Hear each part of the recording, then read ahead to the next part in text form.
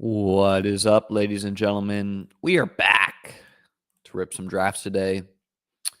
For those who subscribe to beatbestball.com, just updated the underdog and DraftKings rankings this morning.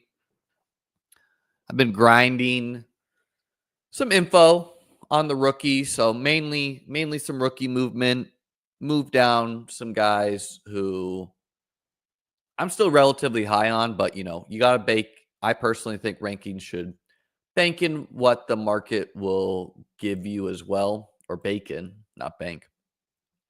So an example would be move J.K. Dobbins down the ranks a bit. Still think he's going to sign somewhere soon, probably after the draft, and then his value will go up. But in the meantime, he's not, so he's fallen in drafts. Moved up quite a bit of the rookies as well.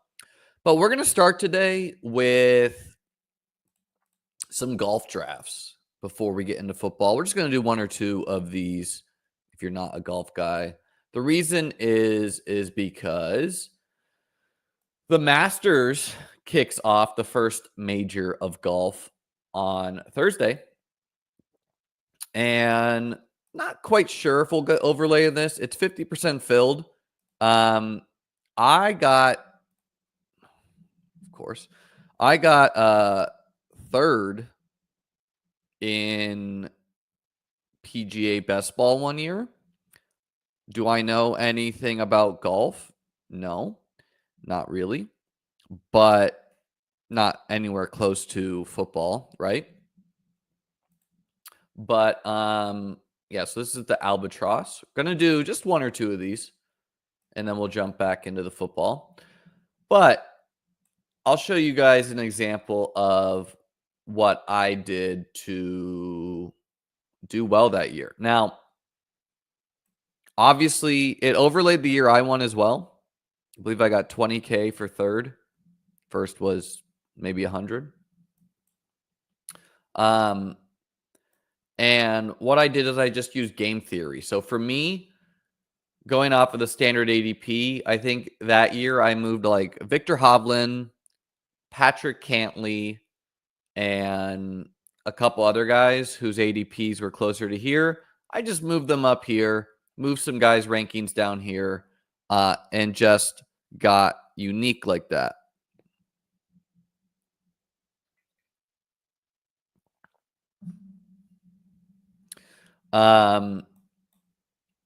But what you should be doing for these, if you're trying to grind the most edge, is the way this works is it goes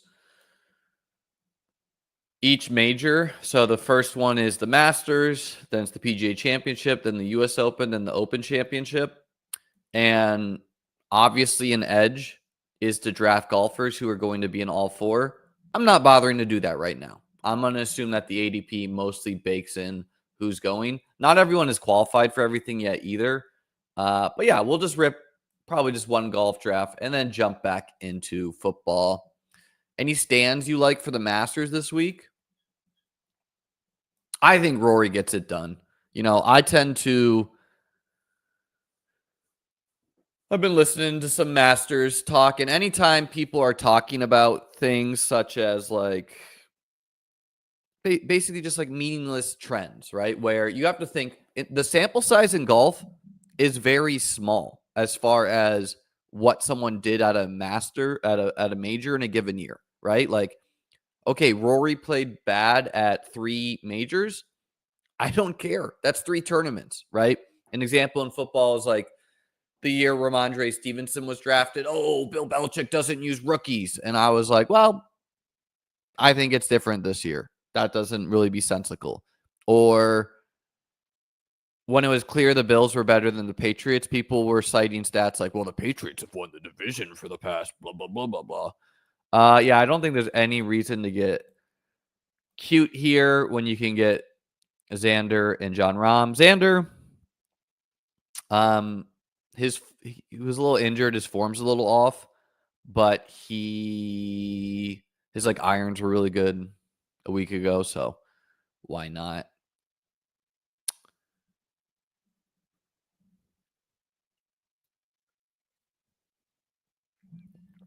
March Madness finished up. I built the top 9. Yeah, I only did one bracket. You can pull it up. Unfortunately, I got second in both my leagues, so instead of taking home like $3,000, took home like $700. Just did 2 friendly ones. So yeah, built a top 99.3% bracket, but unfortunately, I was blocked. This is Ron Stewart's group that he runs. And I got we're back on the clock real quick. Let's do Hav. And I like this Robert McIntyre guy.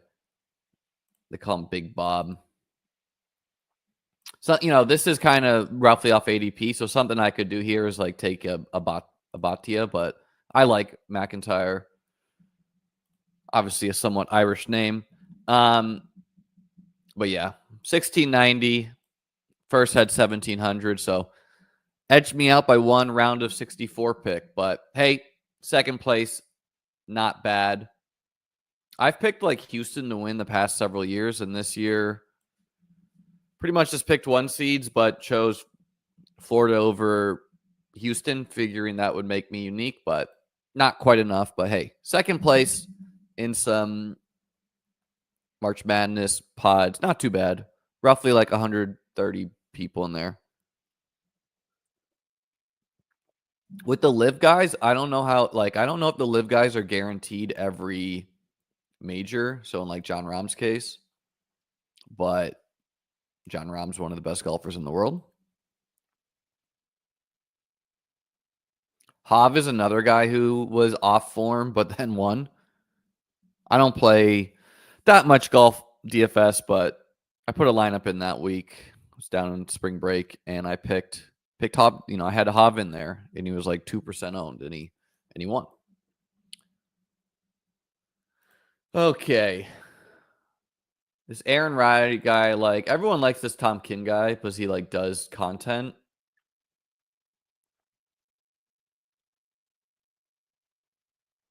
We're gonna do Pendrith though. We're gonna do Rye and Pendrith. Get a little bit not crazy different, but Pendrith figured is a little different, and then you can get weird in the back end.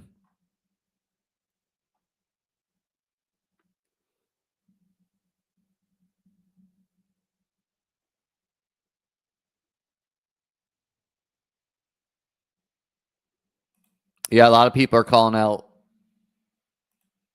McIntyre to do well.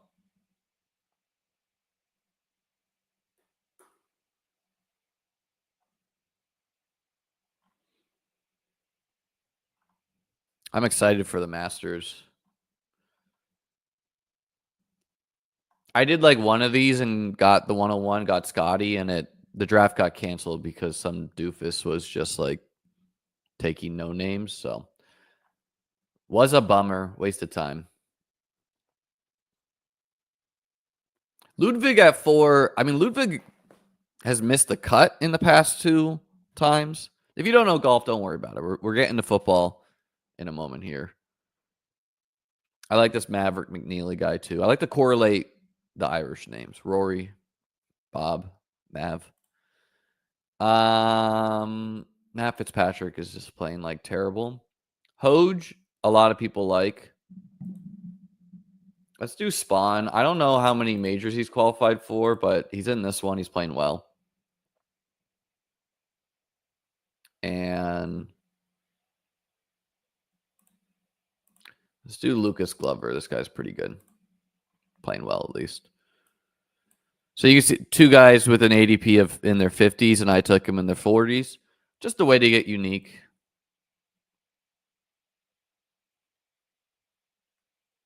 Again, if I was really trying to grind this, I would be researching how many majors Spawn and Glover have qualified for.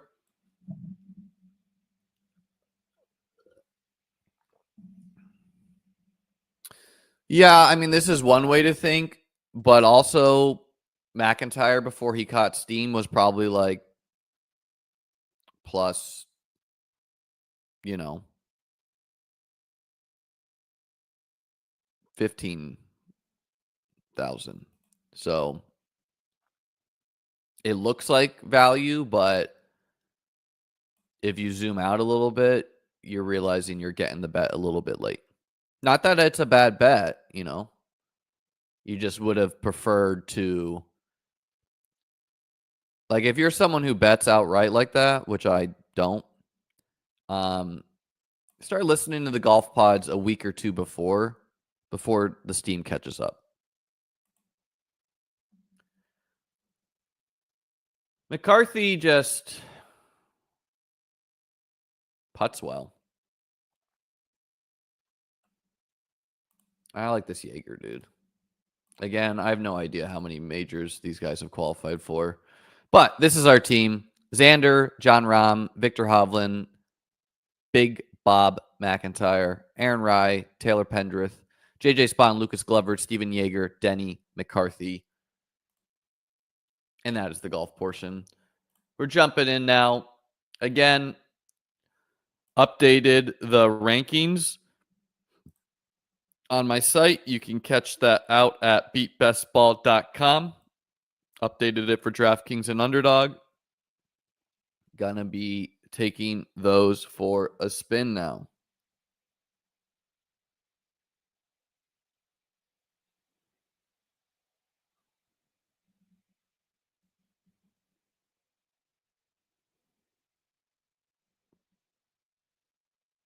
Recent steam has Travis Hunter going to the Browns, which was always kind of logical, right? It's like, I don't know. There's two coins of thought. Coin of thought one is look at how the Eagles just won the Super Bowl. Casuals are going to think Saquon won the Super Bowl for them. Who really won the Super Bowl for them was their D-line and their defense, right? And so pairing up Carter, who I believe is hurt, so I don't even know if he's playing this year to start, but pairing up Carter and Garrett and just having maybe two Hall of Fame talents at edge, that seems pretty good to me. But, you know, is a little bit of overkill maybe, and Travis Hunter obviously is in the same class as Carter. So he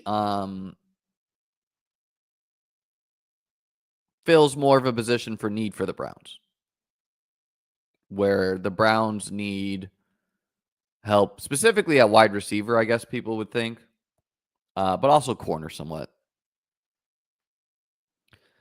So, I mean, that would have the draft going Cam Ward to the Titans, Hunter to the Browns, Carter to the Giants. He's got to do it there. Pats are left holding the bag, and they just take a tackle, which is fine for them. And then it's what happens at 5 with the Jags. And, you know, like, they could take GT. If everyone thinks GT's fine at 6 to the Raiders, why isn't it fine at 5 to the Jags? You know, obviously, most people think the Jags need help at D-line.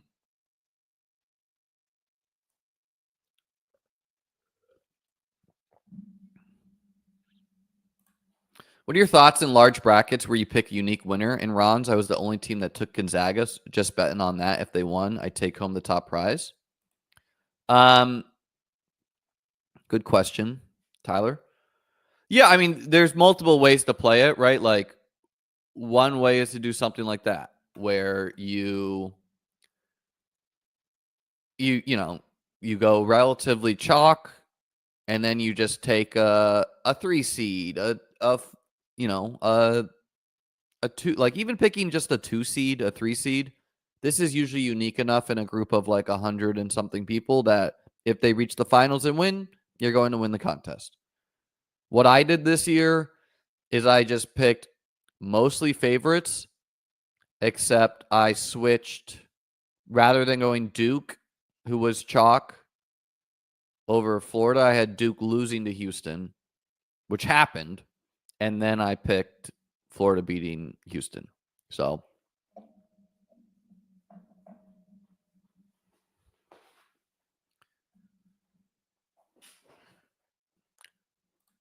is Bowers going too high in the mid-second?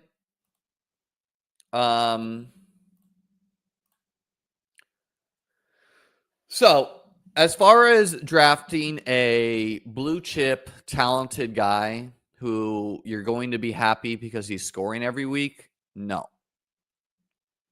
As far as what you can get at that position and how valuable that locking up, say, 15 points a week at tight end is, maybe, right? It's a complicated question.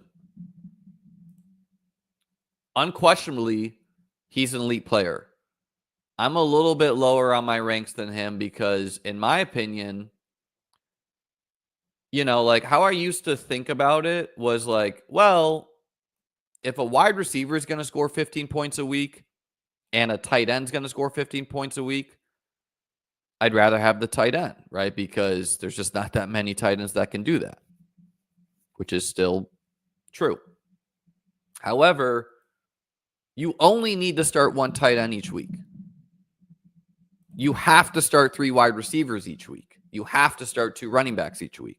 So as far as scarcity, right, getting a wide receiver who scores the same as Bowers is quite valuable because it takes care of one of your 3 spots and you need more of those dudes, right? Where it's like Bowers is going to be awesome if he scores 30 week 17. Okay, that's obviously nutted. But do I think I can cobble together a fine enough season with Cade Otton, Pat Freiermuth, and Cole Kmet? Yes. Do I think I can cobble together a fine enough season with Josh Palmer, Isaiah Bond, Alec Ayamanor?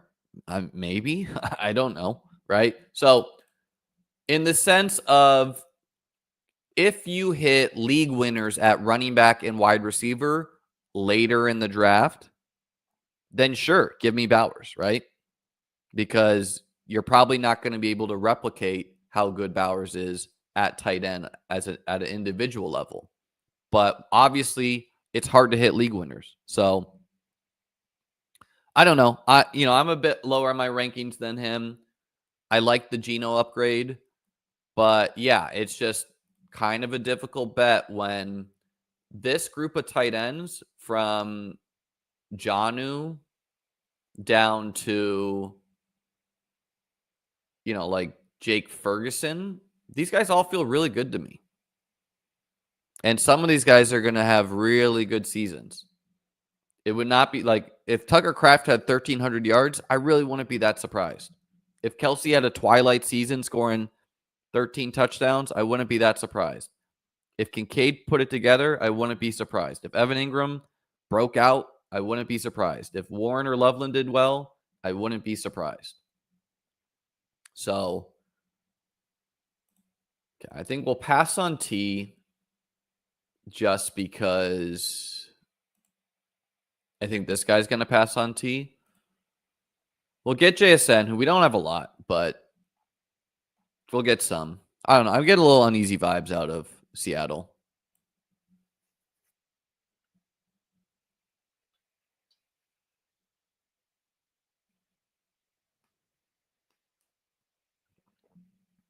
Yeah, late tight end does feel pretty good.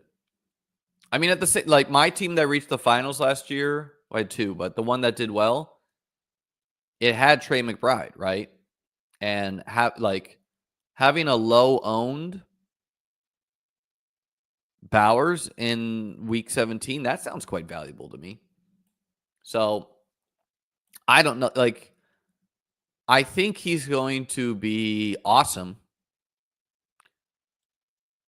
but I still lean towards closer to being like 8% versus, because like It's very hard for him to be an outright league winner. Okay, so he does go T. Pretty rare.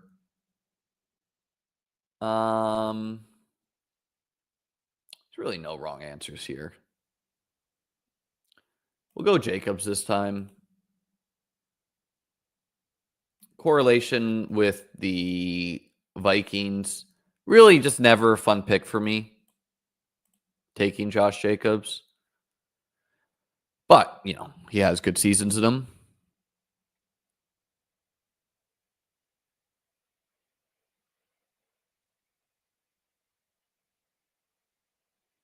Yeah, that's typically what we do here. I mean, I understand the excitement on Bowers. He is awesome. He was awesome last year. He's going to be better this year. And yeah, like if you hit, it's the same thing I was telling to Davis when we talked about elite quarterback, where taking a Josh Allen, Lamar, or Jaden Daniels obviously puts more stress on you to hit league winners at running back, wide receiver. But assuming you show up with an awesome team week 17, would you rather have Josh Allen or would you rather have Baker Mayfield? Obviously, you'd rather have Josh Allen, right? Same thing. Assuming you can build the team, would you rather have Brock Bowers or would you rather have Dalton Schultz? Obviously, you'd rather have Brock Bowers, but it's just not that easy.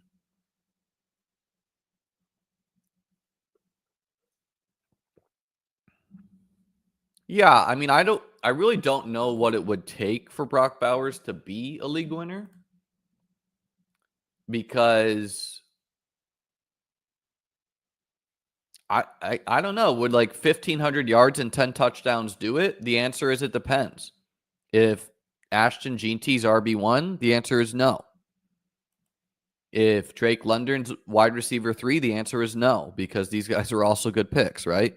So you have to consider what else you can get.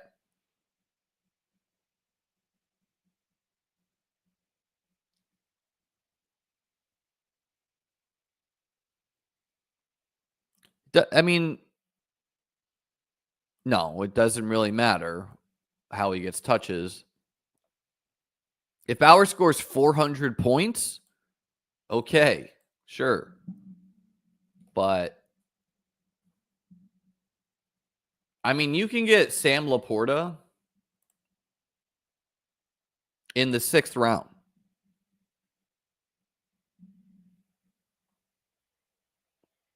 You better be special when you can get players like that much cheaper, right?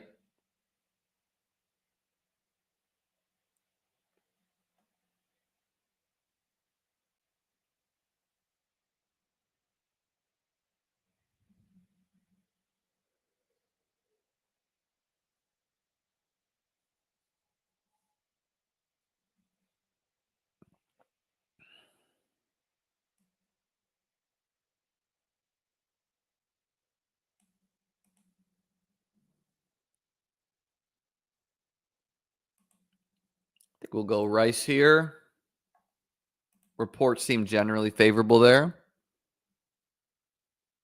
Right, I think like Rice is he's a good guy to pair with a Bowers, because he's risky, but he could be a league winner. Like he could score 200 more points than Rome Odunze, right? Yeah, I acquiesce to the market a little bit on Worthy, but like, true serum, I prefer Jameson Williams over him.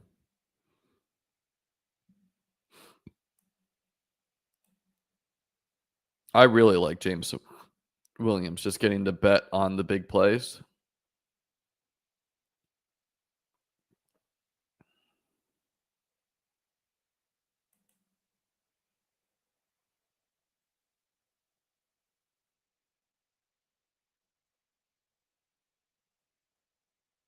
I'm going to pull up one of these wide receivers.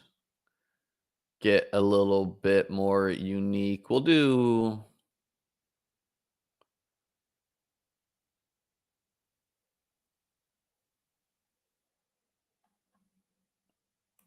we'll do Waddle.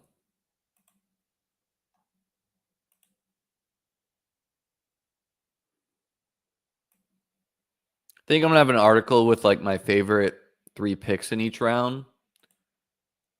And Waddle and Olave will definitely be on those lists.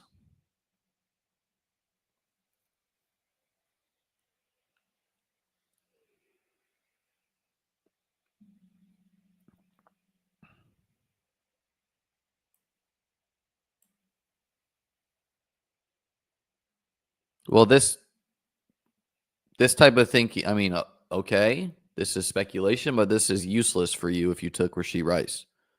You don't get Garrett Wilson's production on the Chiefs if Rashee is a 0 and Garrett Wilson gets traded to the Chiefs. You took a 0.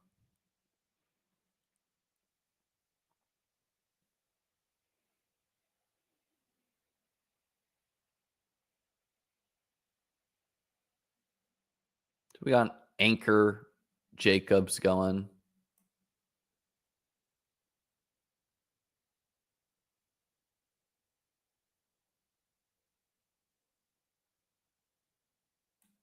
Waddle, Godwin, Olave. These are the 3 dudes I like pulling up.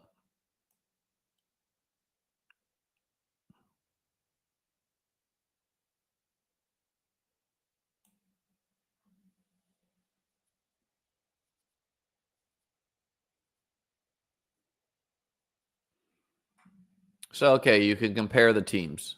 Would you rather have CMC, Derrick Henry, Xavier Worthy, Jamison Williams, Sam Laporta, Juwan Jennings? Or would you rather have Puka, Bowers, Brees, Hampton, Olave, plus pretend it's Debo Samuel? It's not, it's like, yeah, okay, Calvin Ridley is what he did. So Bowers to Laporta, obviously edge Bowers, but close. CMC and Henry, obviously edge these two, but these two could be good, especially if Brees gets traded. Puka, Olave, Ridley versus Worthy, JMO, Jennings. It's close.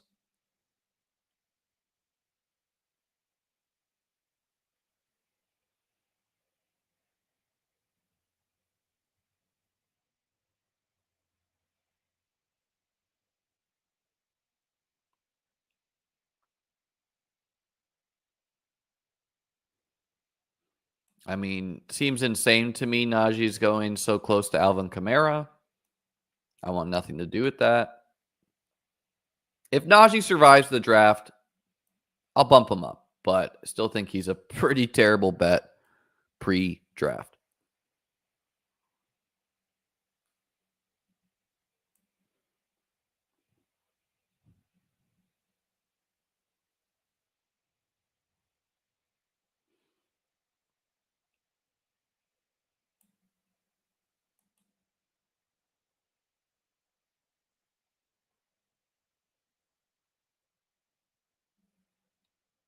We'll do Pearsall this time.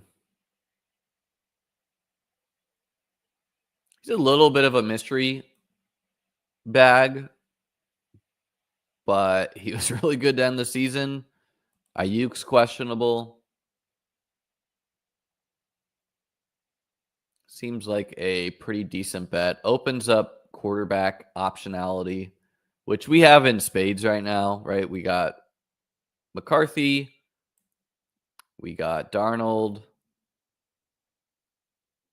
we have Mahomes, we have Tua, we have Purdy. And this would be, if I wanted to, I could take Mahomes here. I don't think I will because I think this is like a pretty good tier of players compared to this tier, but I could.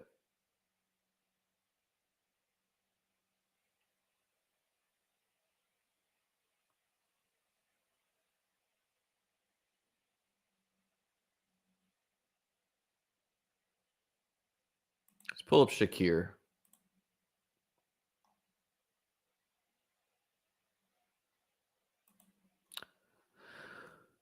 Could see him having a pretty good year if he, just scores touchdowns. Same division as Waddle. Correlates more with this side of the board.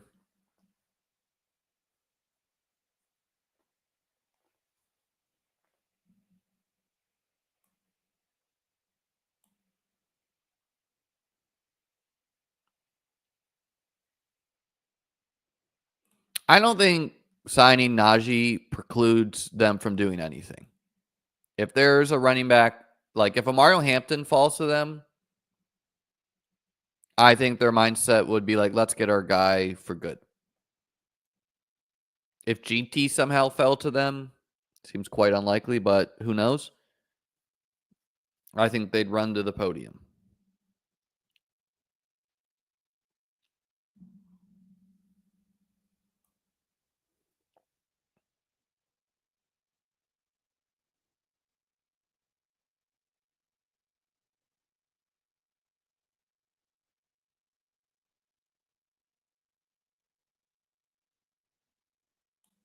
Bills and Chiefs play each other too, so small chance there you get an opponent.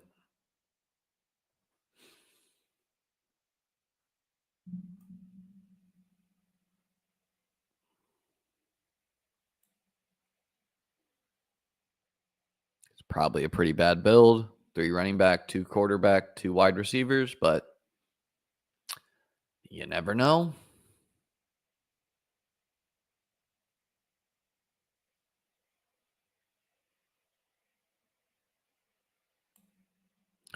This is something people could look back on and it could age bad. I mean, I could see Ted McMillan going as early as 4 to the Patriots. He could go after Golden. He could go after these guys. It's a bit of a mystery box right now.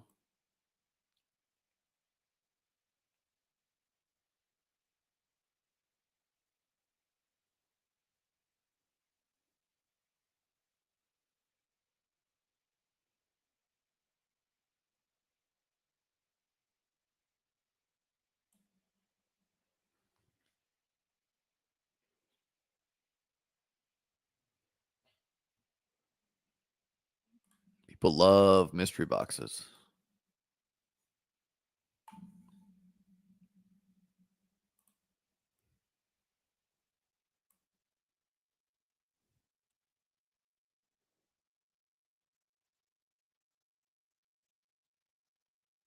Always good to just see what drafters are not stacking at all. Jada naked, Baker naked. This is a good candidate to take for quarterbacks.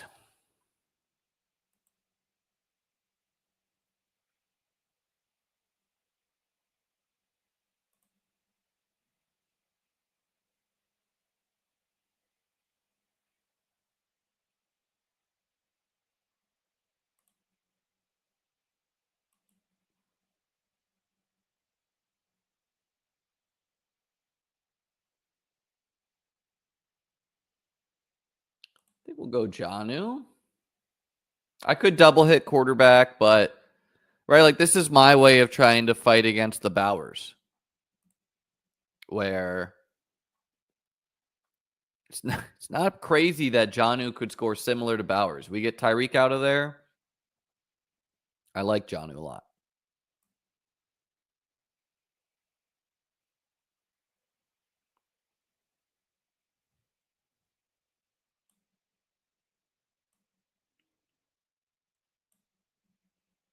How would you quantify your edge in best ball? I think I'm a good thinker. I think I'm a good decision maker. And something best ball rewards is repeatedly making decisions.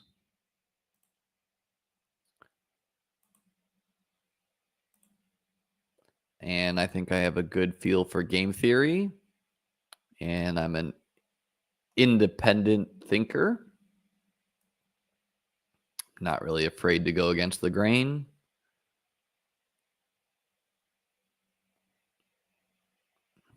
And I know pretty much every single offensive player in the NFL. Have a good memory? Yeah, probably that. And I've been in the game a while.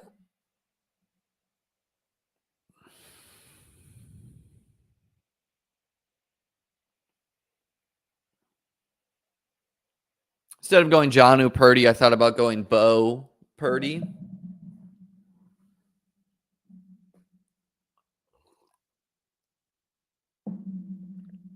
But Jonnu's just a very comfy tight end to mix in just because he has a really high single week ceiling, which I like. Like Andrews last year got there by just scoring touchdowns every week. He was like, 12, 10. These are good. But Jonnu's just got a little bit more 100 yards, 2 touchdowns, makes some guy miss in his bag.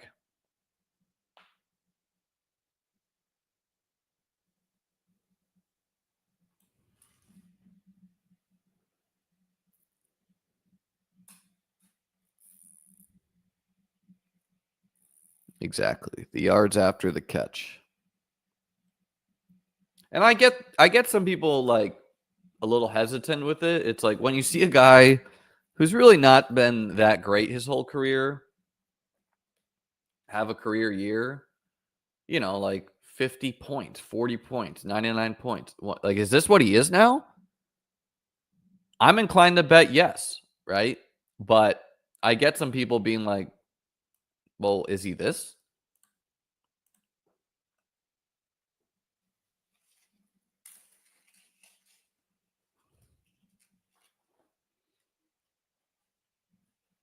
Going to remain a little bit lower on Tyler Warren until we get to post-draft, just because I think the chalk landing spots right now are the Colts and the Jets, and those are pretty terrible landing spots for fantasy value.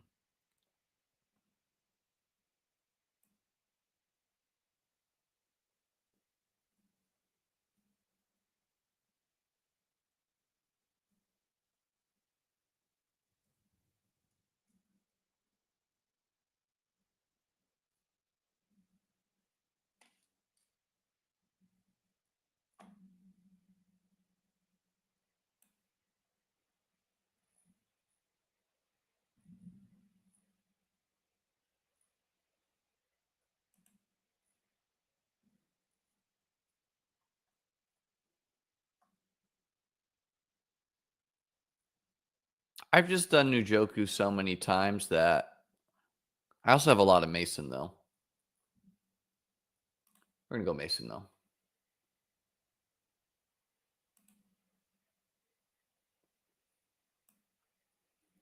I got a lot of Mason at cheaper prices, but not exactly with these players, and fits the team here.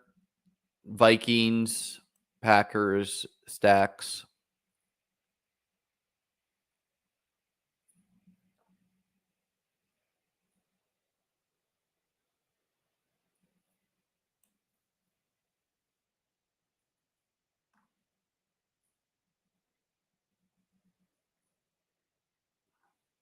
And just because I've gotten Njoku so many times on it, I'm going to take Kraft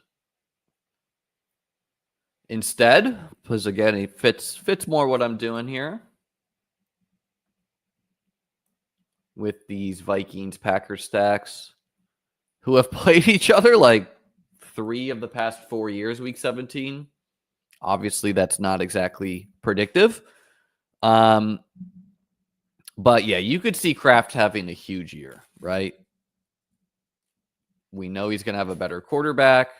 707 last year. He could be around 1,010. And with that, it's like, yeah, I think I'm just going to stop at 2 tight ends, Kraft and Jonnu. Chuck a third in if I want. Obviously, a little bit thinner at running back here, but I'm feeling good about some of the guys in the back half now.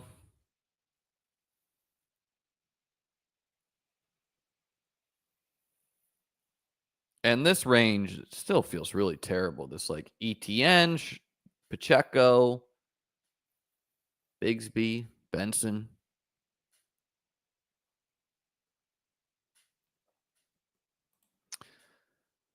Yeah, but I mean, Brees has a possibility of getting, moved. Players you could see traded on draft night, I think, include Tyreek Hill, Brees Hall, James Cook. Don't think it's particularly likely for any of them, but it's all possible,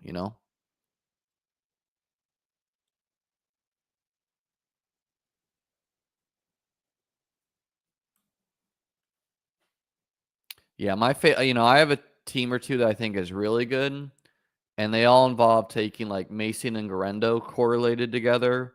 Something I was pushing early in these, which I think was still just a really good bet.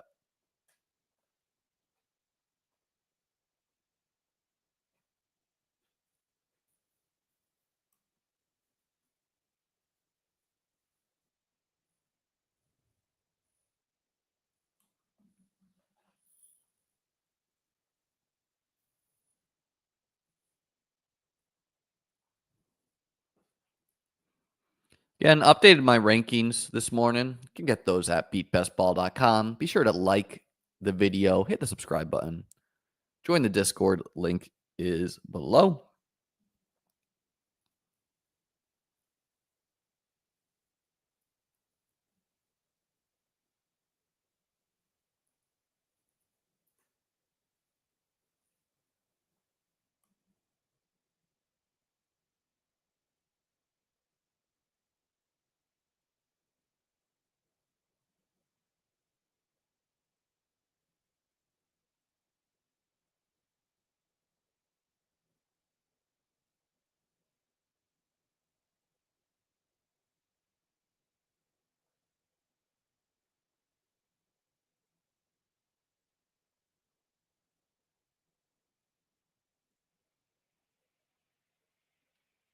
I think Justin Fields is also a guy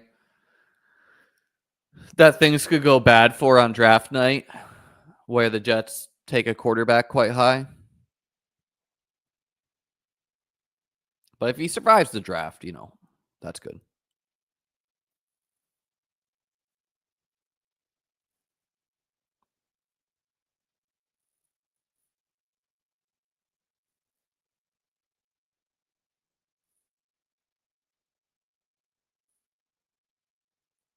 Still brutal. Underdog does not force people on auto draft. Yeah, knew this dude. What did I tell you guys? The guy taking Jaden and Baker unstacked. What did I tell you? I told you this is a guy that will take 4 quarterbacks. Goes Bo, goes Dak. This guy goes to but he has Tyreek. Not really worried about that anyways. Yeah, we're gonna get a running back here. Not really worried about this guy taking quarterback. Probably doesn't need any. We'll go Spears. Obviously a safer click than Dobbins at this point.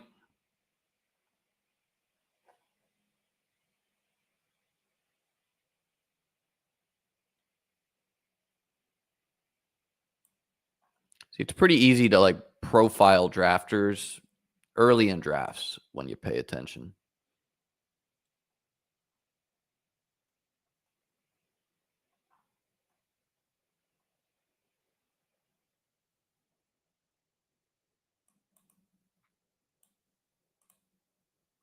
We're going to take McCarthy here, who's been very hard to get. So I bumped him up in my ranks. And having Purdy and McCarthy feel comfortable enough to stop at 2 quarterbacks. Feels quite good to get actually McCarthy in a room where this guy has Daniels, Baker, Bo, Dak. This guy has Josh and Mahomes. It's going to do some weird things to the quarterback. Like this guy could get squeezed. And obviously got McCarthy with Jefferson and Mason. And we also got some Packers. So feels good. Team so far, Purdy and McCarthy. Jacobs, Mason, Spears, Jonnu and Kraft, Jefferson, JSN, Rashee Rice, Jalen Waddle, Ricky Pearsall, Khalil Shakir. Honestly, feels strong relatively everywhere. Going to add the most depth at running back. Feels strong enough at tight end. Feels strong enough at quarterback. If there's a third pick that makes sense at either of those positions or both, I might do it. Might just build this one as a 3-6-8-3. We'll see.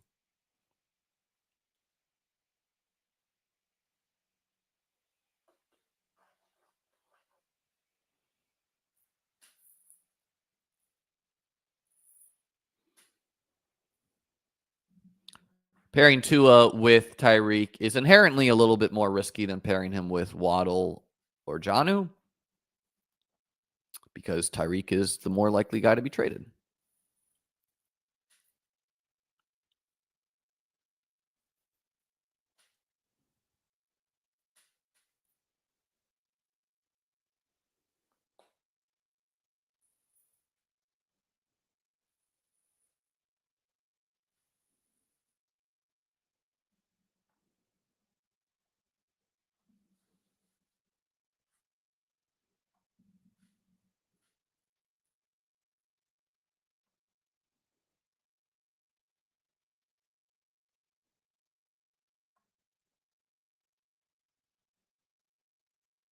Yeah, see this guy had to start panicking at quarterback. Cam Ward and Darnold. His Ford pick should have been a quarterback.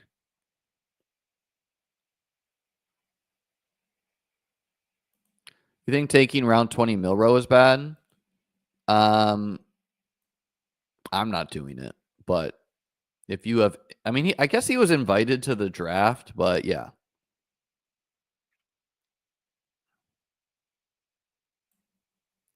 Do you think Mason overtakes Jones or they keep him strictly goal line? Um, yeah, I mean, pretty much explicitly he was asked about this, and he said that Mason would be given goal line duties, which makes a lot of sense. I think he'd also get some of the unvaluable rushing workload, and then he has major contingent upside. Mel Kiper and Milrow to Giants. It's a little noteworthy.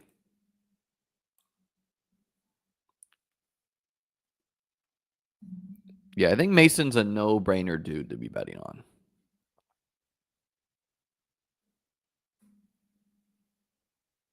Doesn't mean I don't like Aaron Jones because he has explosive upside. Yeah, if you think Ty Chandler's the same as Jordan Mason, you will learn. And I wasn't drafting Ty Chandler really last year. That was probably some like ETR ranks had him really high. And will Devin Neal here? Obviously, need running backs the most. Taking some mystery boxes. Makes sense.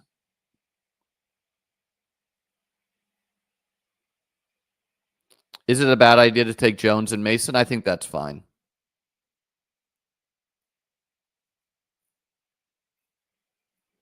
No, this is constantly bad thinking. Kind of thing it takes to win this tourney is taking Milrow and having him rush 2 touchdowns. No, that's not what it takes to win. Yeah, I think we'll embrace the rookie upside as well with Giddens. Giddens and Harvey. Pretty high on both of them. People are. Yeah, I mean, if you were watching this channel in the beginning, I think I had to sell Davis on like Rendo and Mason. He wasn't too into it, but things changed quick. They were no-brainer dudes for me.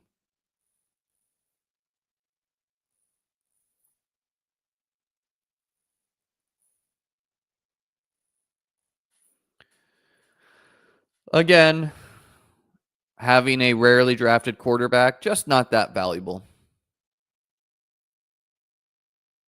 But if you want to do that, you do it.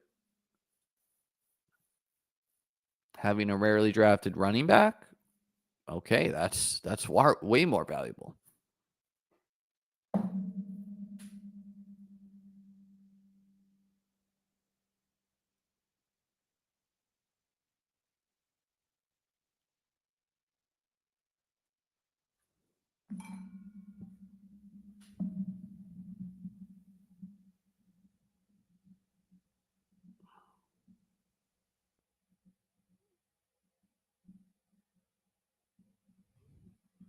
What about Javonte Williams? Continues to be a pretty pick to me.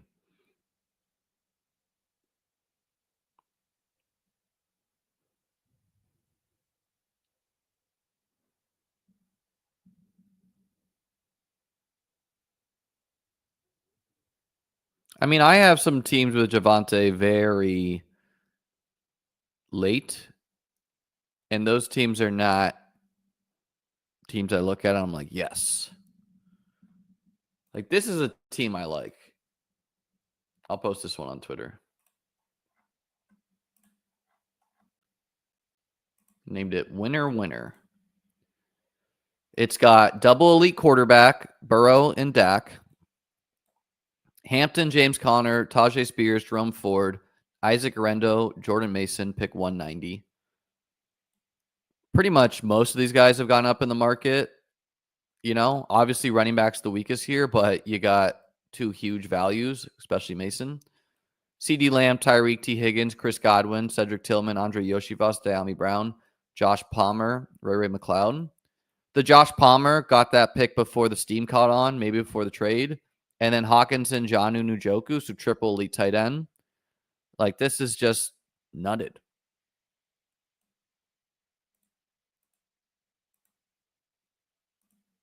And there's no real, like, dust bags there.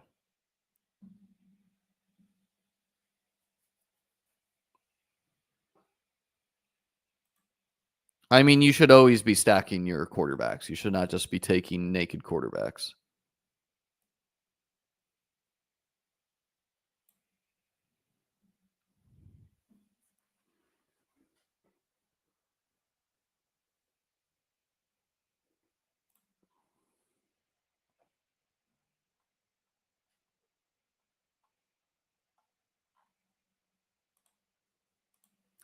Well, I think we need running back the most. This Ollie Gordon guy, people think he's like somewhat boring, but yeah, I think embracing the rookie unknowns with this team, you get Jacobs, you're getting something from Mason and Spears, and then you hope these three give you something.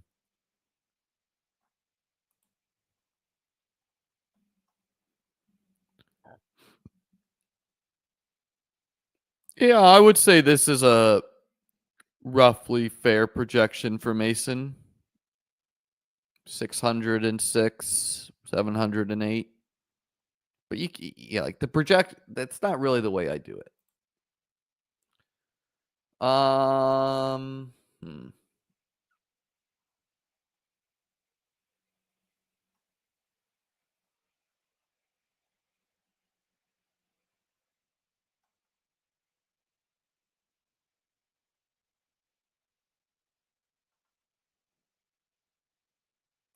Let's do Kyle Williams. I'm tempted to do K. Dotton, but don't really have much of this dude. If he goes second round, gonna want some.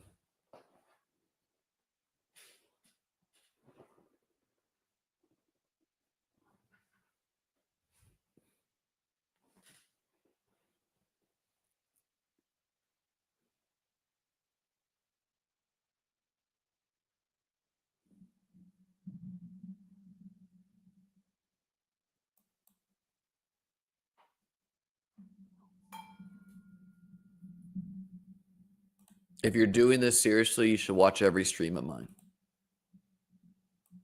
You never know when a nugget of info is going to get dropped.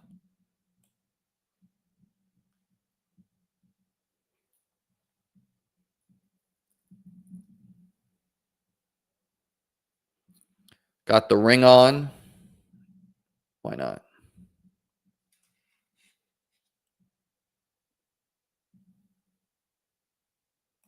Yeah, I like the Rico bet. Let's see, he won pick 165 here.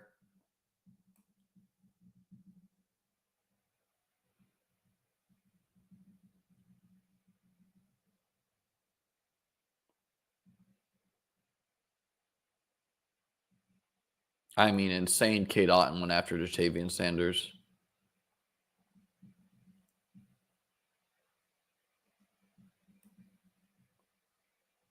I mean, I view Rico as like the Jordan Mason of the Panthers.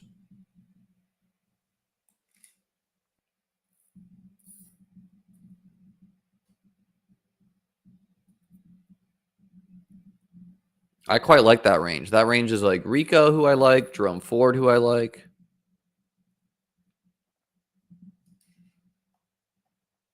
Yeah.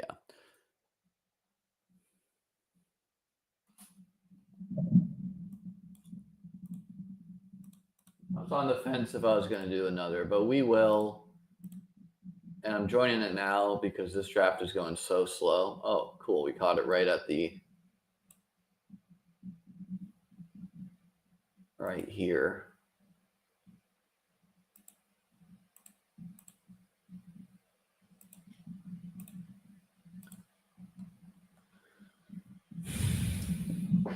Otten is basically a contingent bet. I don't view it that similar. I mean, pretty much any tight end in a good offense can fall into a 10 touchdown season. And he was really good last year.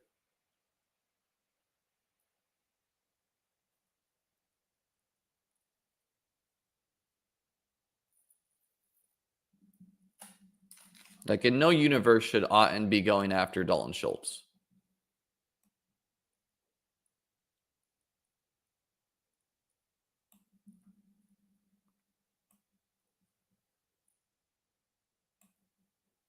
Kind of a boring player, Romeo Dobbs. Probably why.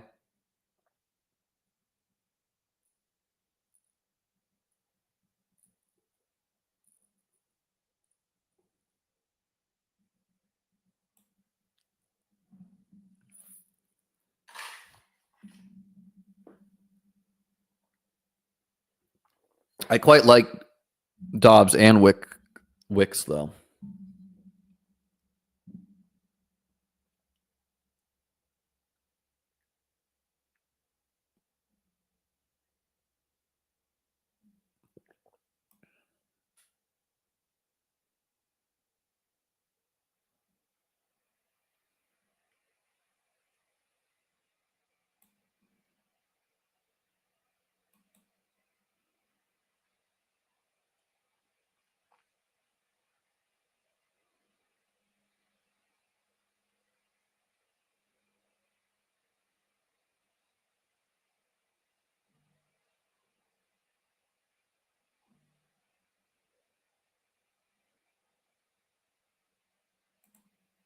Think we'll do big play Yoshi Voss.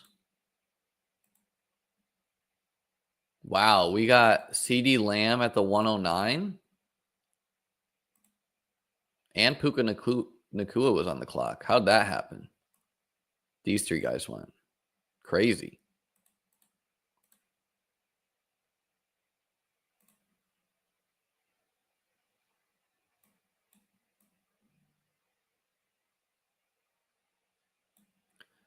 Continue to like the bet on Shipley.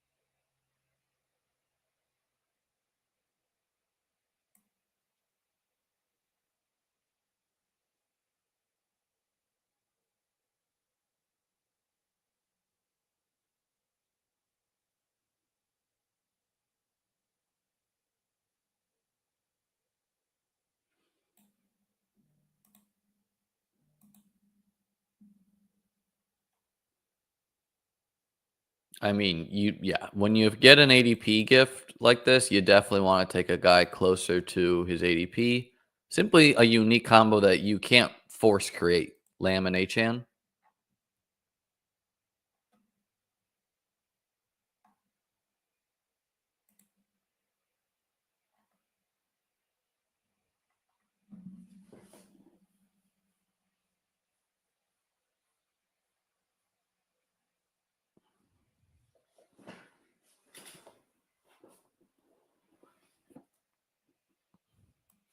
I could have gone Aaron Rodgers or Dart on this team too if I was feeling uneasy about Purdy and McCarthy, but I'm not. This guy's got 4 running backs. Let's see. Seems like a very bad running back room. Gene T, Chuba, Pollard, Eckler. What do you guys think? Yeah, don't like this team.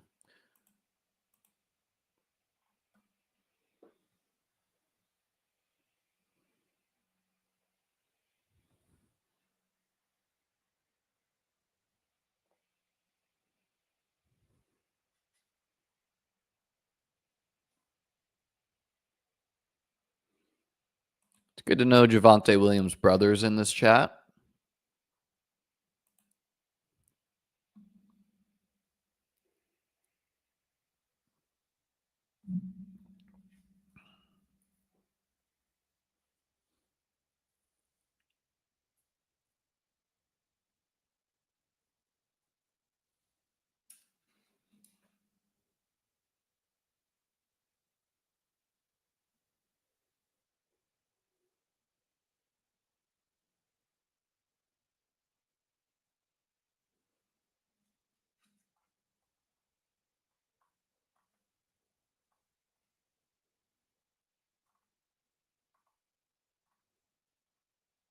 Probably go Rodgers if he's there.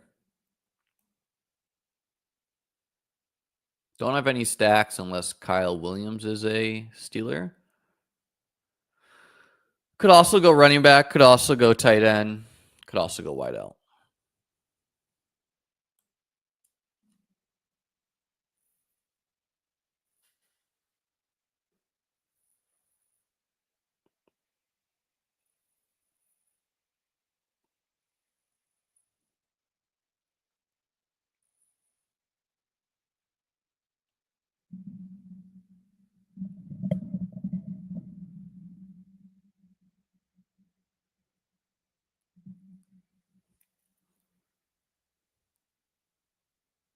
Why not?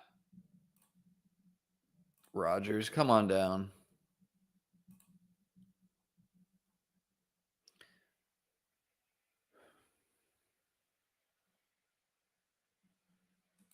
We'll do Brees on this one and hope he gets traded.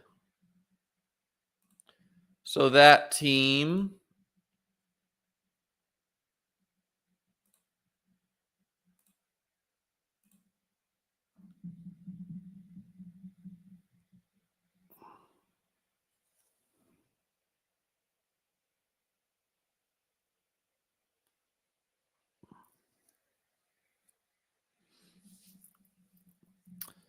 That team. We got the ring on for this one. Building a winner.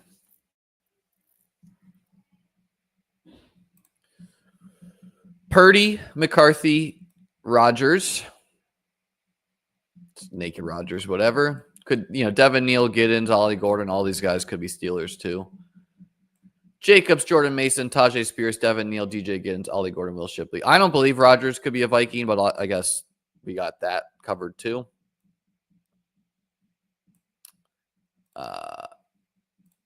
Let's make our pick real quick here. Stu Cook. We got 3 AFC East running backs. Achan, Hall, Cook. And maybe Hall gets traded. Jacobs, Mason, Spears, Devin Neal, DJ Giddens, Ollie Gordon, Will Shipley. Obviously, Jacobs is in there most weeks. Mason, Spears giving me a bunch of weeks. Need some of these guys to hit. Jefferson, JSN, Rashee Rice, Jalen Waddle, Ricky Pearsall, Khalil Shakir, Kyle Williams, Andre Yoshivas, John Newton Kraft. Could have gone an 8th running back, but I think I got enough upside swings in there. I think Rodgers could have been a running back too. But yeah, I feel pretty good about the team. Brings us to this team: Lamb, Achane, Hall, Cook.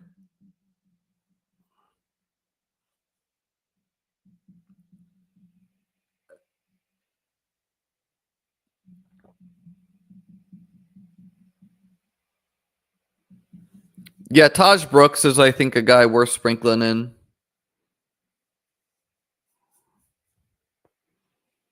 I don't think there's any Yoshi Vosh steam. I simply take him because he is the Bengals wide receiver 3. This ring's actually really heavy, so I gotta take this off. Unwearable as a necklace.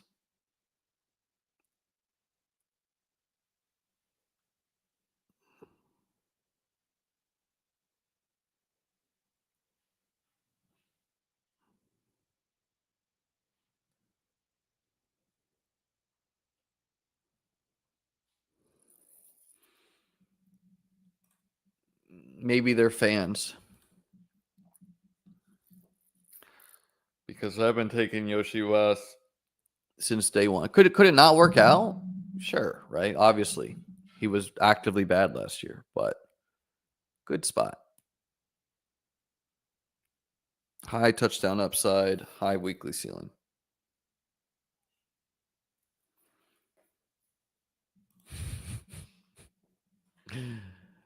No, you can't carry it for a while.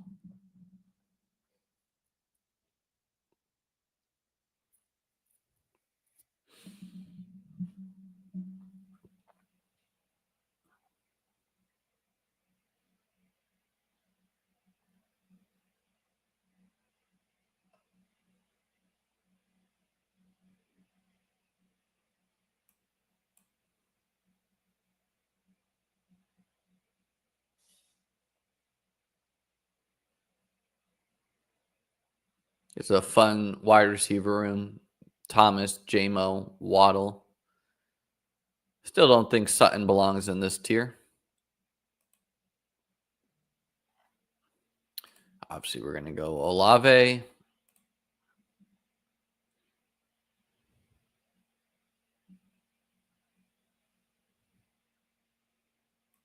I think the Cowboys are more likely to take Tet McMillan, which would be an exciting landing spot. But we'll see. Yeah, opinions on Hampton are pretty wide-ranging.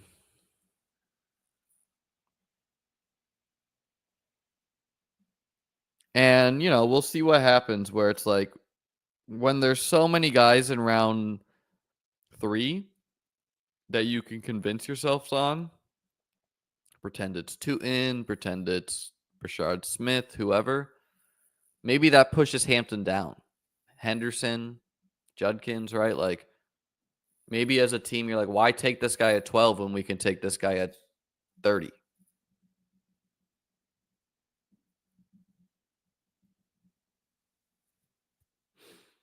Yeah, Tet has very wide ranges.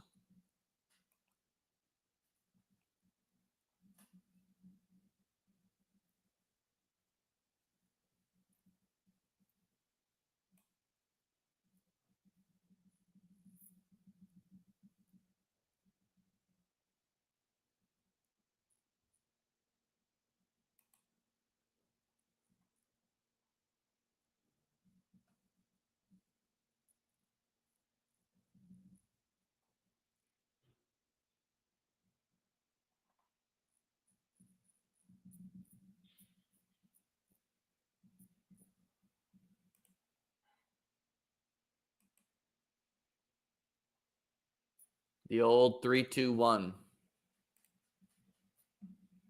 Not a common build for me.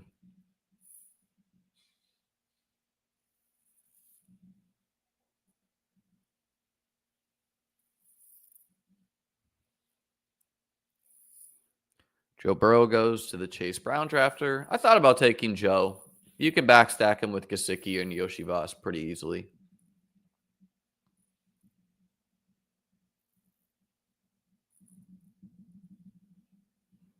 If you guys are golf fans, who are your deep cuts for the Masters? Who you got winning it?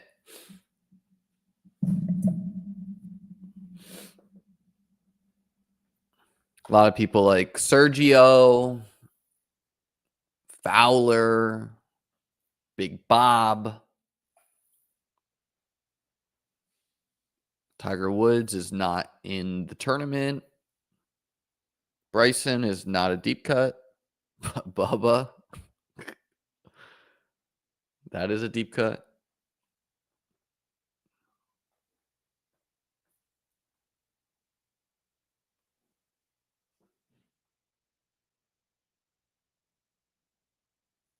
Straka, he'll be popular.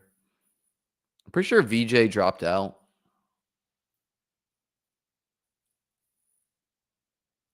Ricky Fowler, yeah, he's not in it.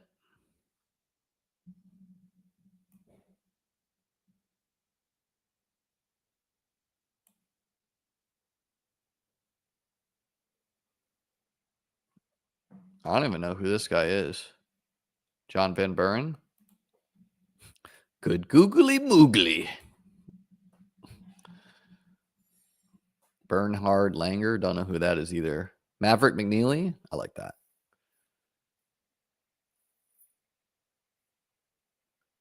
The 3 amateurs are somewhat tempting, or 4, or whatever. That'd be so cool to be an amateur golfer and just go play the Masters. If the Bears take a running back, are they more likely to phase out Swift or Rojo? I mean, dude. Is Roshan Johnson's nickname Rojo now? I don't think so. Swift has high guaranteed. Rojo seems more replaceable with some of these rookies. I think that I could see it going either way. I could see Swift getting traded, overlapping skill set, whatever. You know, like maybe a team like the Cowboys trade for Swift, which would be fun.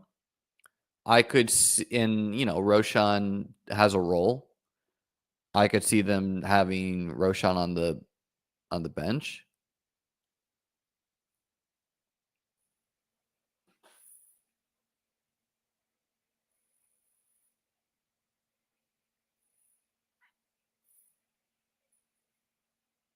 It's hard to say, but I think you'll get some clarity draft night. And I think like the Bears will take a running back at least by the second round. Let's do Golden this time.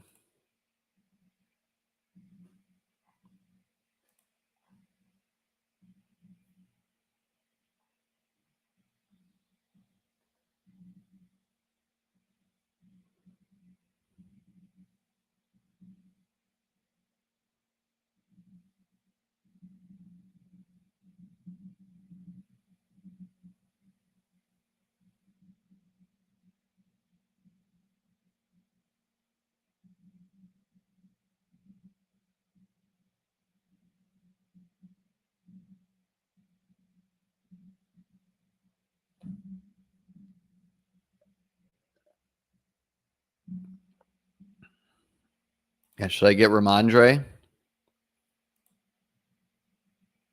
Morikawa, probably on the sharper end of betting.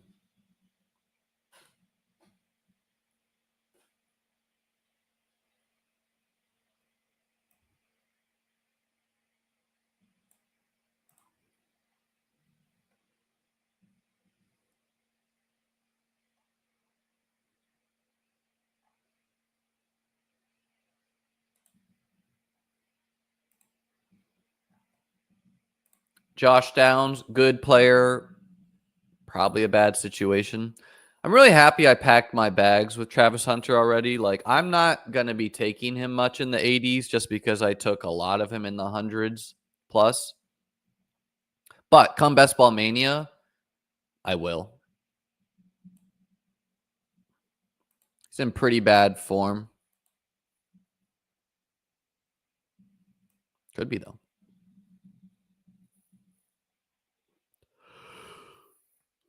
If you're in this draft, draft quick. I'm getting hungry.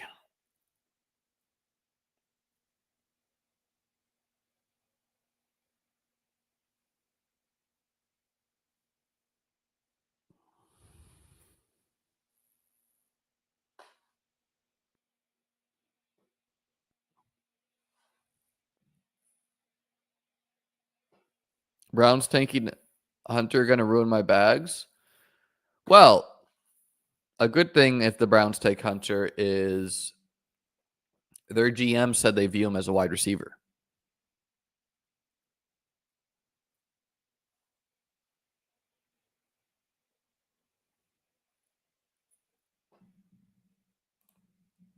There's a lot of players that come to mind, Tyler. It's hard to say.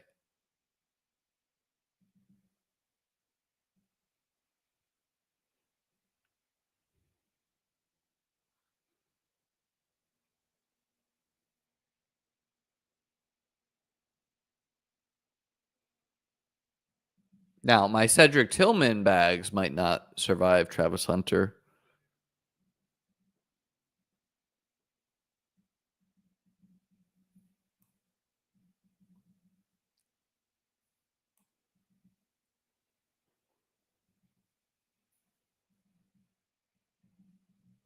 It's not like I don't think Hunter belongs in this group. The reason why I don't want to do it is I want exposure to some of these other wide receivers too, and I already have a lot of Hunter.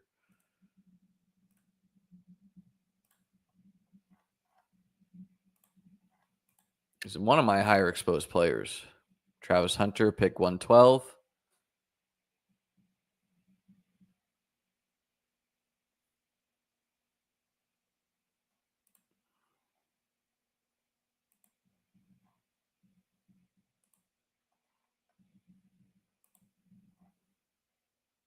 Travis Hunter, 103.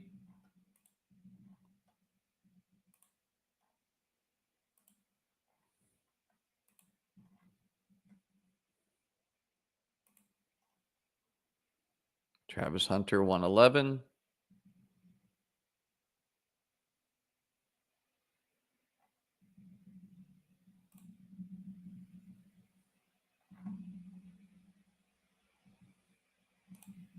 Oh, someone took Ramondre.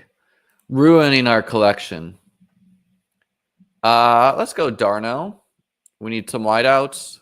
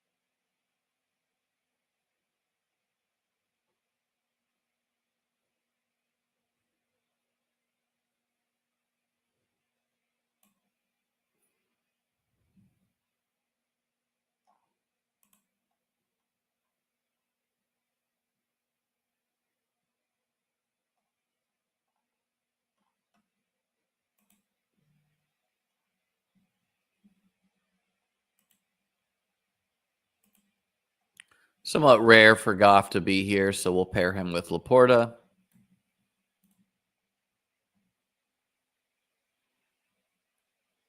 Pretty nice looking team. Lamb, Achane, Brees, Cook, Olave, Laporta, Golden, Downs, Mooney, Goff.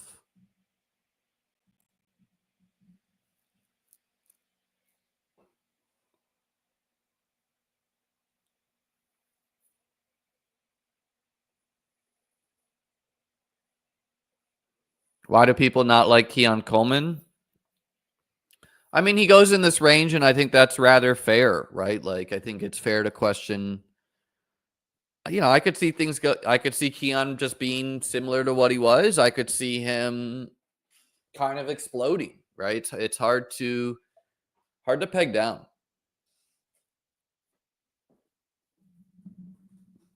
He's not someone that separates. He's someone who's like a jump ball guy. So that typically is a little capped.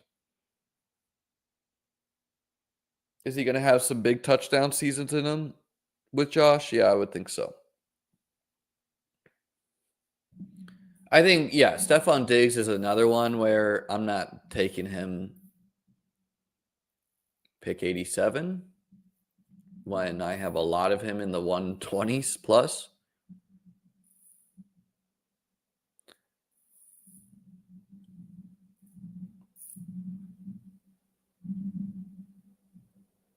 I should just maybe I should fasten the ring to the mic like this. That is class.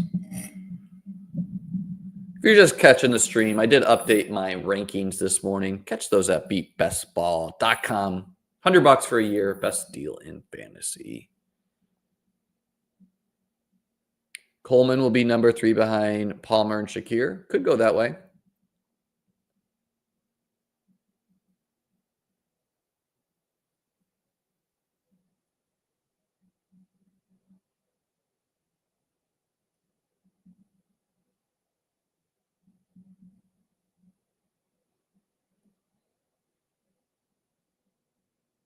Yeah, I mean, assuming Diggs has no risk is foolish, but people are going to do what they want. Make the ring a nose-piercing bull ring. Like this. One of these, like, classic things.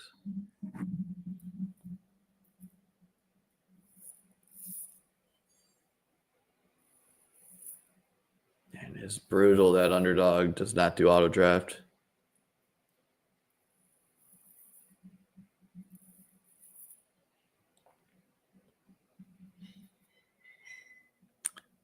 We'll be live tomorrow at 11 with Davis.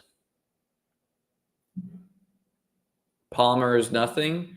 Could be.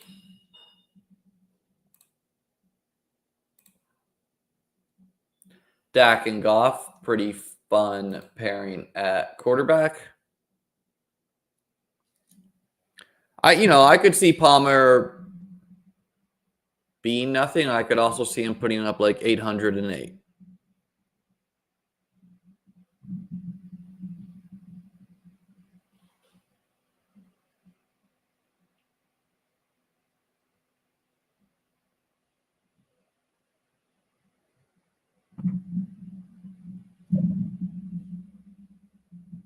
He's very good at beating man coverage, which is not really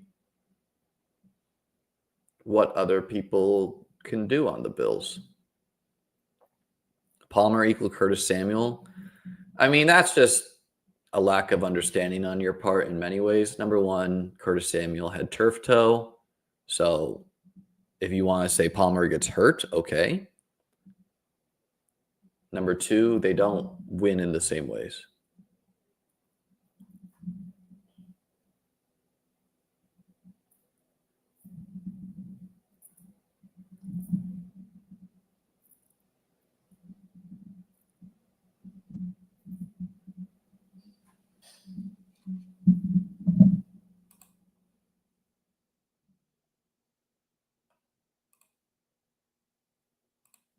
Anytime you take Diggs 87, don't take Drake May for whatever reason, I guess, right?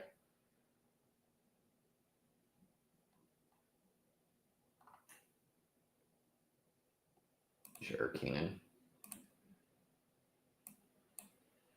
Never really a fun click, as he could retire, but he could be valuable.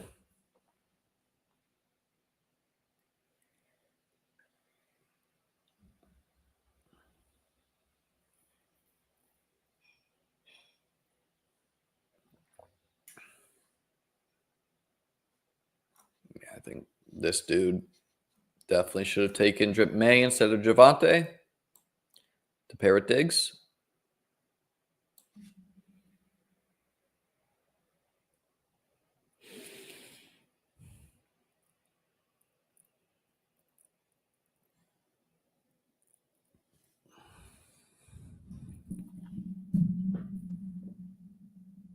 It's bizarre. Rodgers hasn't signed yet.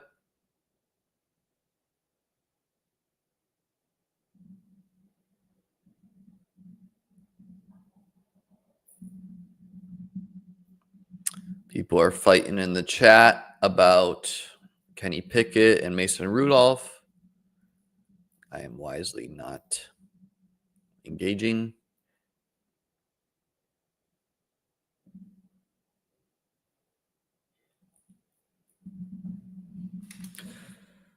So the team so far: Goff, Prescott, Achane, Brees, Cook, Lamb, Olave, Golden, Downs, Mooney, Keenan, Laporta.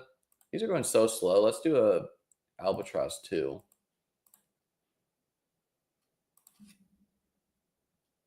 I've never done this, so let's see if this works.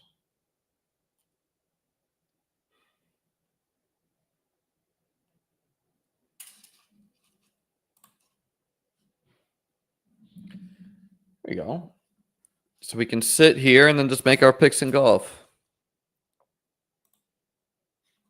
Oh, the 101. I mean, you got to go Scotty. But I'm not doing that. I'm not doing that many. I'm just going to take Rory, whatever. I'm going to give a gift. Because I think I've done 3. And I think I had another Scotty, but I got canceled. Okay, so I will do Scotty. Because I'll do enough to at least get a Rory.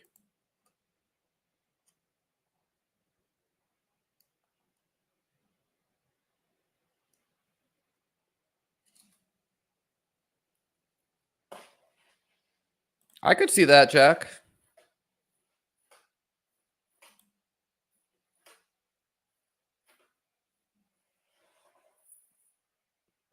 Rock Hardcastle is obsessed with these minor quarterback edges, which is probably not an edge.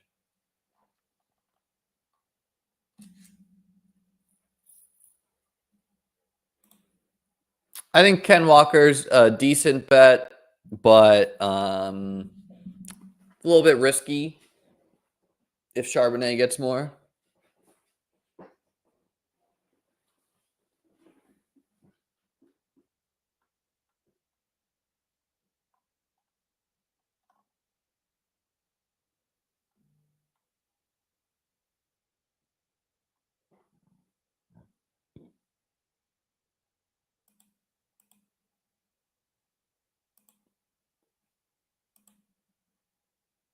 Do Rico. It's our RB4.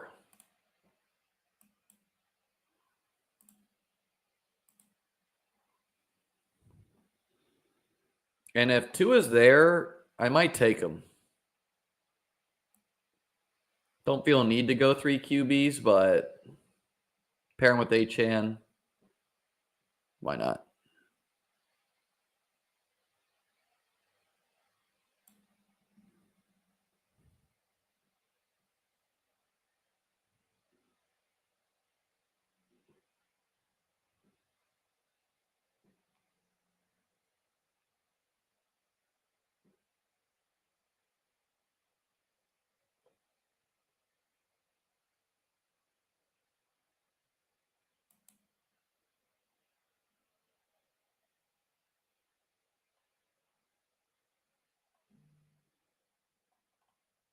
Well, no, we're going to go Jake Ferguson, actually.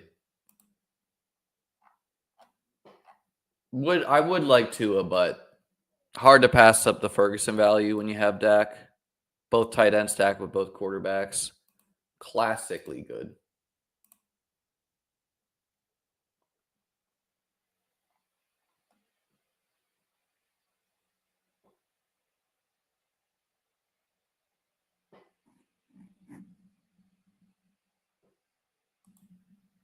People weren't taking Anthony Richardson because they think he's good. They thought he's good for fantasy, which is a different discussion.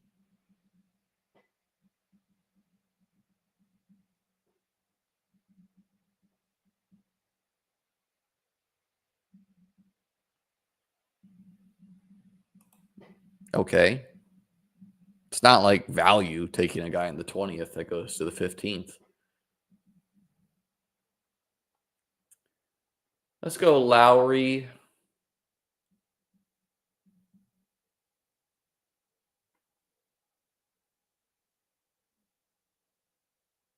Brooks is all over the place, but we'll go him too. 5-time major winner.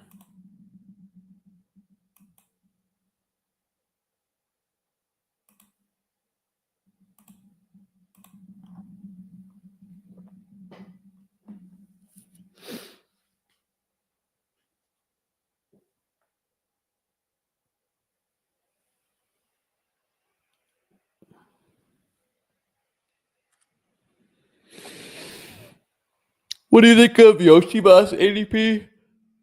Seems fair.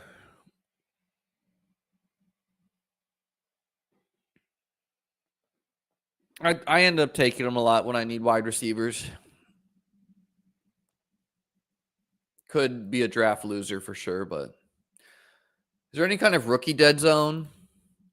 I mean, some of the rookies are going to be bad picks, right? Like Jaden Higgins, Jalen Noel, Alec Ayamanor. Like some of these guys are DJ Giddens. Some of these guys are going to be great picks. Some of these guys are going to be terrible picks. So I don't think there's any logic to assume that there's like a grouping of them. But yeah, some of them are going to be bad picks, you know?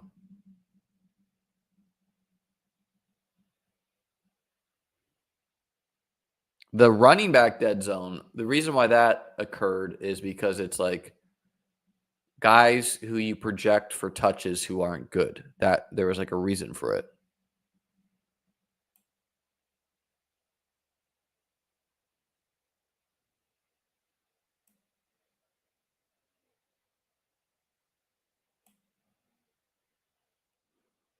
I mean, without you asking any specific examples, Morven,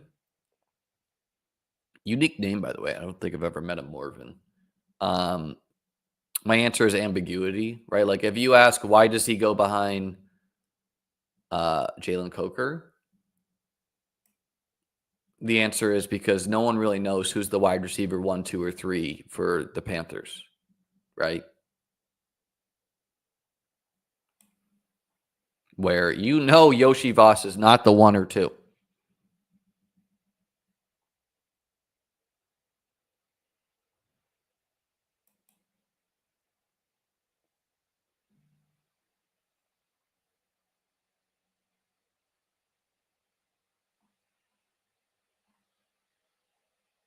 Sure.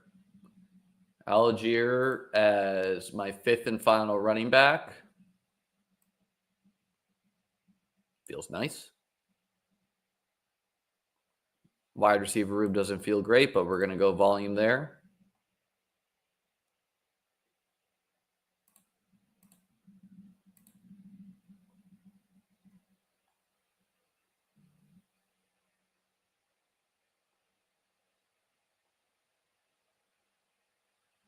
Yeah, we're gonna be boring right now and take these two dudes.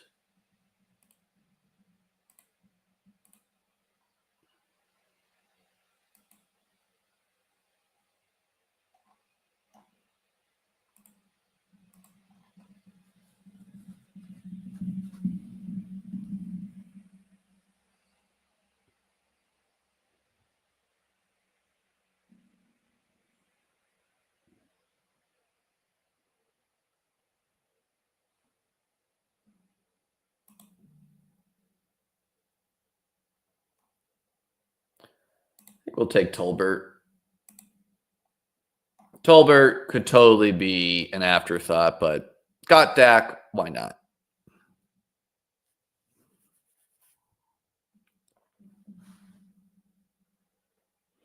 Yeah, that's the thing about Yoshi Vosh, Tolbert is like we think they're the 2, 3, whatever, but we could feel very differently post draft.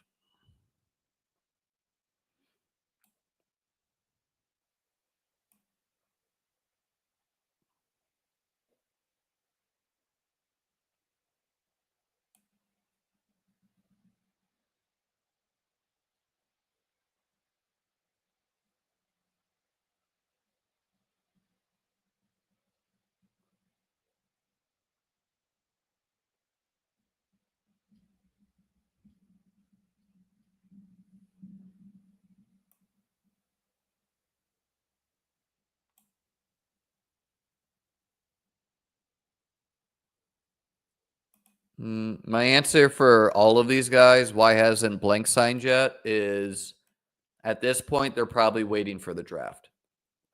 So, Amari Cooper, J.K. Dobbins, etc. They're not desired enough that teams want to pay them a lot. So, they know that they're just going to wait out the draft and they're going to sign with a team that either post-draft they didn't get what they thought they were going to get, and so now they want these guys, or they're going to just sign somewhere where they'll have opportunity.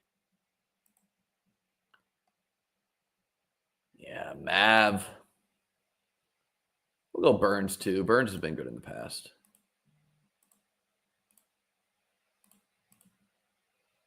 A lot of people like Byung Hun An too.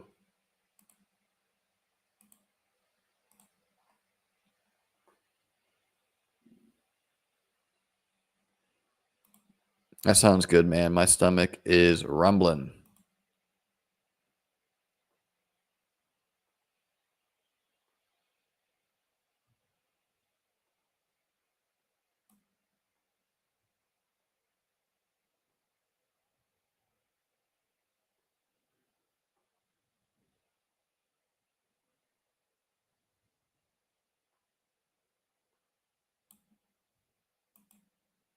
I mean, I'll try one more time here because you don't like the message I'm saying.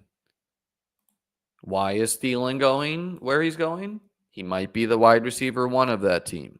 Why does Palmer go there? He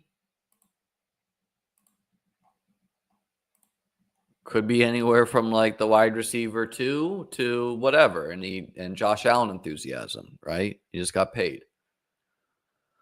Why does Tillman go there? Well, Tillman is the presumed wide receiver 2 of his team, not counting Njoku.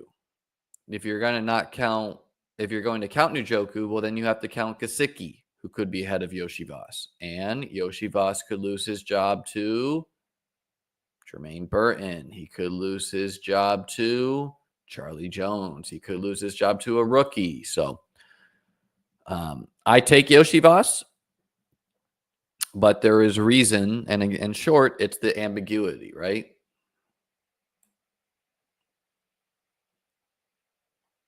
And people don't think he's that good, and he really wasn't that good last year. Thinking that he's going to all of a sudden be a great football player takes a big leap of faith.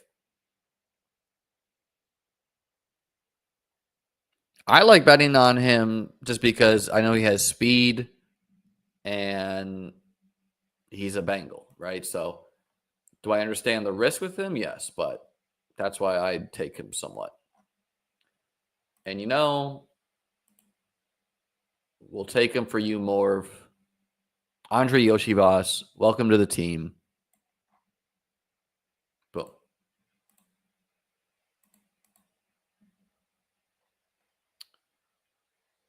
People love Sergio.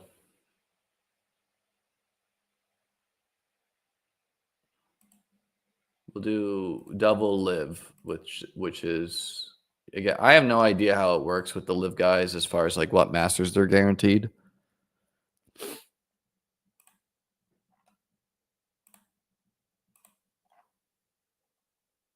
And also, what's Yoshi Voss got going against him? Well, he's not a rookie, right? So it's like Royals, Kyle Williams, Jack Beck, Isaiah Bond. Some of these picks are zeros. But people would rather gamble on the unknown versus what Yoshi Voss was.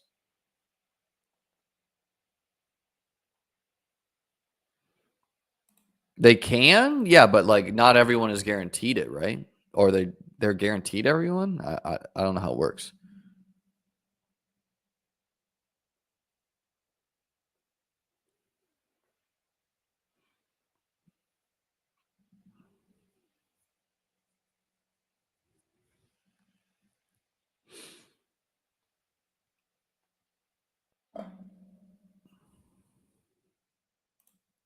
Let's see, how did you do last year, Mr. Yoshi? I bet a lot on Andre Yoshivas last year. 500 yards, 6 touchdowns, right? So it's like, And, watching those games, a lot of those touchdowns came in the red zone. So, not that predictive. Could he develop into a better wide receiver? Absolutely, right? But wasn't particularly great. Burton won't be a Bengal. That's totally possible.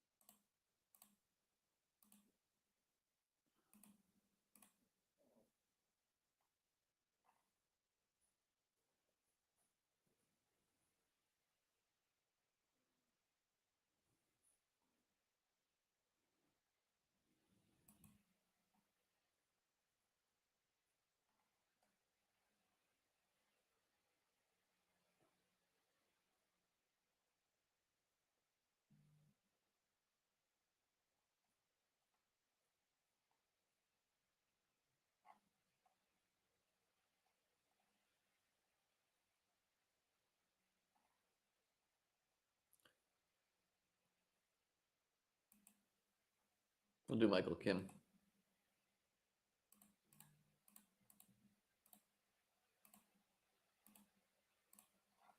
Are we the first drafter to stream golf and football? Maybe.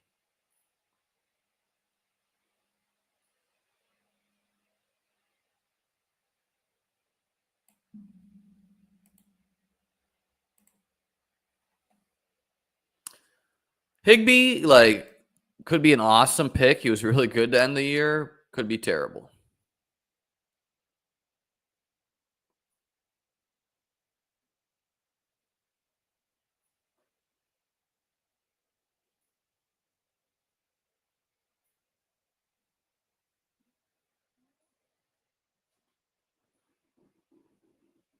So the team: Goff, Dak, Achane, Brees, James Cook, Rico, Tyler Algier, CeeDee Lamb, Chris Olave, Matthew Golden, Josh Downs, Darnell Mooney, Keenan Allen, Jalen Tolbert, Jalen Royals, Andre Yoshi Voss, Sam Laporta, Jake Ferguson, Tyler Higbee. 100%. I don't draft Higbee a lot because he could get destroyed from the draft, but I got an idea of how I want to end this one.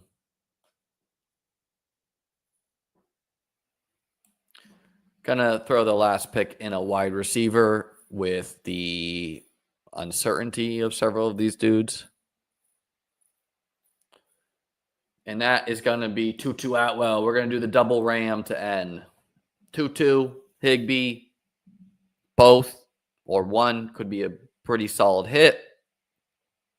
That's going to end the stream today. Be sure to like, be sure to subscribe. Appreciate you guys being here. Join the Discord, links below.